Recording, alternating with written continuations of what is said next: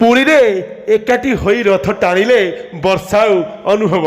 दर्शक बंधु पुणी थे एकाठी होई रथ टाणी पुरी बड़दाण्डे अभिनेता अनुप महांती और पूर्व पत्नी अभिनेत्री वर्षा प्रियसिनी अनेक दिन पर पुणी थे गोटे जगार गोटे एवं एकाठी होती पुणी थे वर्षा अनुभव। तेज आप जानते कि वर्तमान समय पुरी रथयात्रा होती वर्षा झिपझिप वर्षा उभय वर्षा प्रियसिनी अभिनेता अनुप महांती मिसिक वर्षा ओदा हो जगा कालिया रथ को टाणी सूचना अच्छी। बड़दाण्ड पुणी थे अनेक दिन पर पवित्र पुरी रथयात्रा पुणी थे एकाठी होती वर्षा अनुभव।